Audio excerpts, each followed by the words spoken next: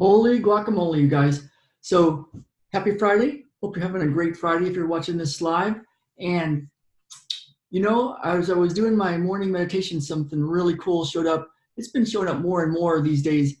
And I want to just let you in on what I've been noticing.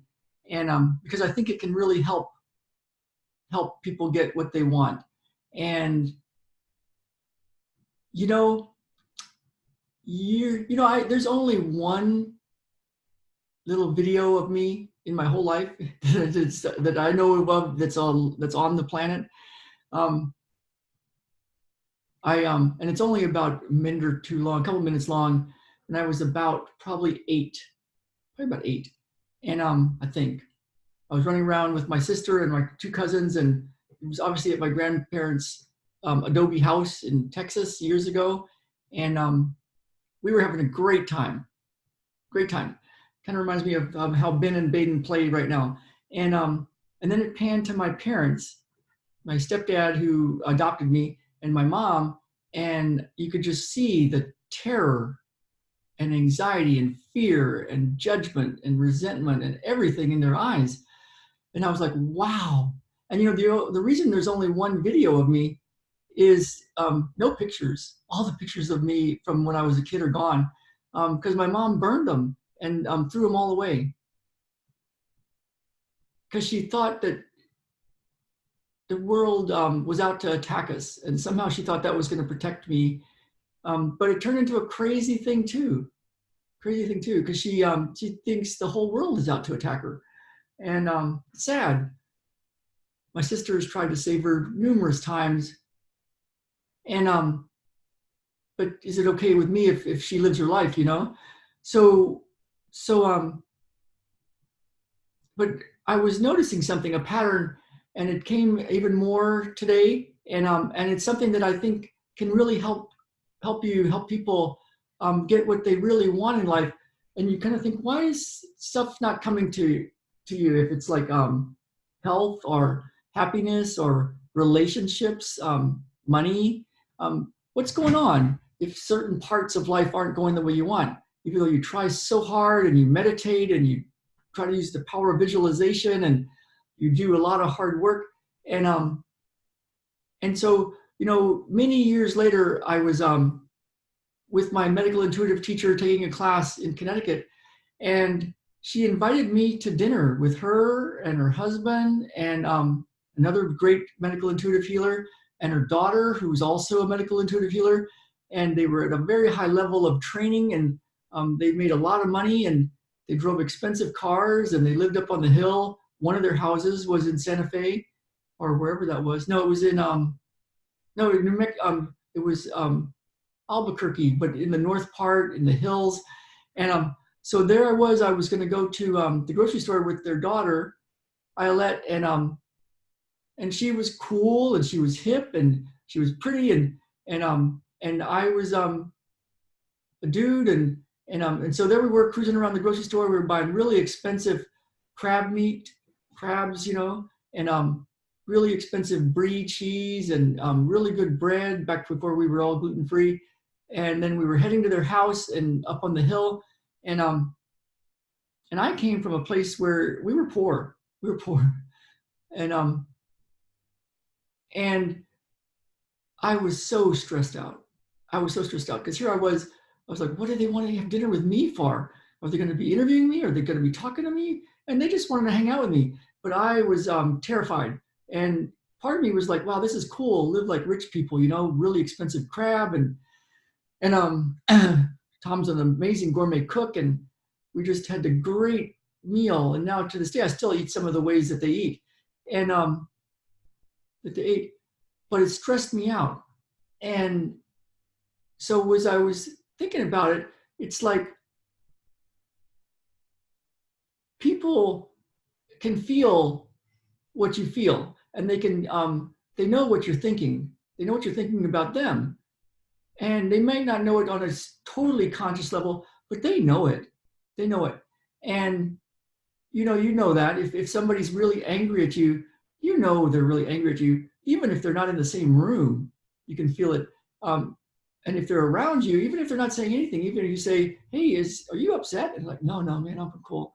But you know they're really angry, or if you know somebody hates you, or somebody's jealous of you, or somebody's envious of you, or resentful of you, you know these things. And if I'm feeling self-righteous, or like, me against the vaccine people, and I've got the truth and they don't have the truth and they're wrong, and all these kind of things, they can feel it. They can feel it. But you're not hurting them or stopping them from doing that. You're what seems to be happening is when we're like that, we're repulsing them. We're repulsing them. So would a person that has a lot of money and influence and health and happiness, if they're around somebody that resents them, hates them, has judgments about them, like my stepdad did around all the rich people in Del Rio, Texas, he had all these judgments. And in our house, he talked about all the bad stuff they were about, and how they were not good people, and their houses weren't even that good anyway, even though they were in a new expensive part of town, and we knew the truth about how the world was working, and all this judgment. And yet when the mail came, he always had this joke that's like, "Did somebody send me a box of money?" But he hated people with money. He hated them with money. And so his relationship with people, they could feel it. Would they want to be around him? Would they want to be his friends? They can feel that. Would money want to be around him? Would money want to be his friend? There's a relationship with money.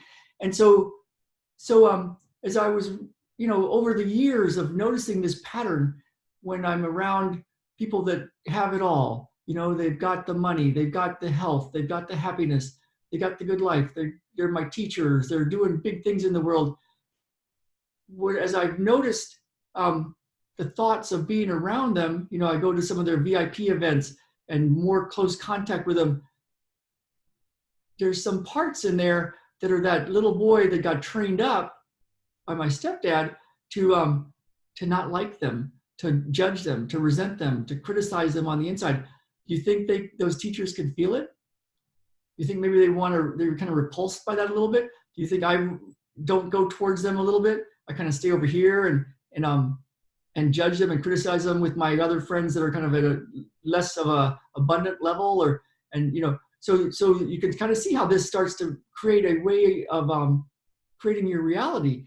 And so what I found over the years is there is a way that I found to go very deep inside and clear whatever that is, because it's not like who we really are. When I was a little 8-year-old boy and I saw that video of me, I didn't have any of that. But when you scan to my parents, it's like, oh my God, look at those guys. The fear, the judgment, the resentment, you could feel it just in a video, one of those little 8mm videos. And so it's just a learned thing, it's just a learned thing. If you can learn it, you can unlearn it. You can have epiphanies and realize what it is. And there's a way to let it go. But the funny thing is, it's not about trying to let it go with your head. You could know these things. You could know where it came from, but that doesn't fix it. It doesn't fix it. There's very specific ways to ask certain questions. And so that, one of my first little books I wrote was, Are You Asking the Right Questions? And I got to go look at that and do the next version of that, because there's real specific ways to ask certain questions. But then it's to look for the answer isn't it? To try to figure it out isn't it? That's not gonna, in my experience, that doesn't move the needle. That doesn't get you what you want. That doesn't help you clear it. It might give you some ideas of why it's messed up, but it doesn't clear it. So there's a way to clear it. And it's what I've been using over the past few years with my one-on-one clients and even with our group sessions. And so I want this for anybody that wants to really clear this stuff, because this Sunday session, our group session that we do once a month, and I've been doing it since the summer of 2014, once a month with a group of people from all over the world, is all about relationships, love relationships, family relationships, relationships with money, relationships with success, and clearing what's truly in the way of that. So you can get over that, get really over that, where it's done, where it's done. And you don't have to think about it anymore. And when you do think about it, there's a way to clear that. And so we're going to be doing that. And if you want to get that, then you can grab it free. You can grab it for free. I'll put it in the link in the comments somewhere.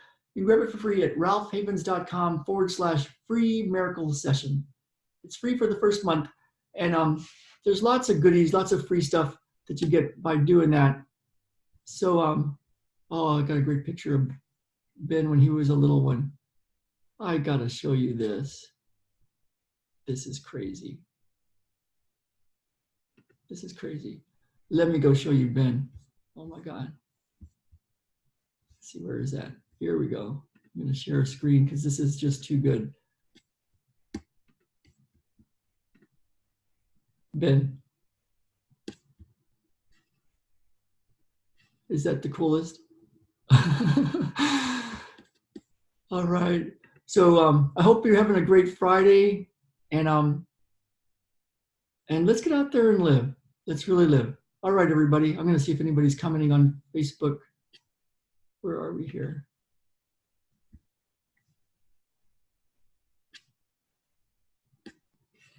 Hello, Kim. Thank you. All right, you guys. Thanks for the heart. Oh, Kimberly, cool. Yeah, I'd really be interested to hear what the two Kims have to say about this video. I think it's a big one. I'm calling it Holy Guacamole, maybe because I'm from Texas. Okay, bye, you guys. Thank you for the hearts.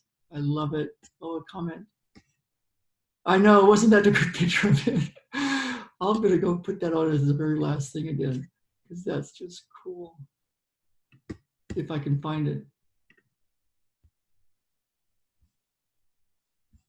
Nope, he's gone. But you know how those things pop up and then they pop away. Okay, everybody, have a great one. Talk to you later.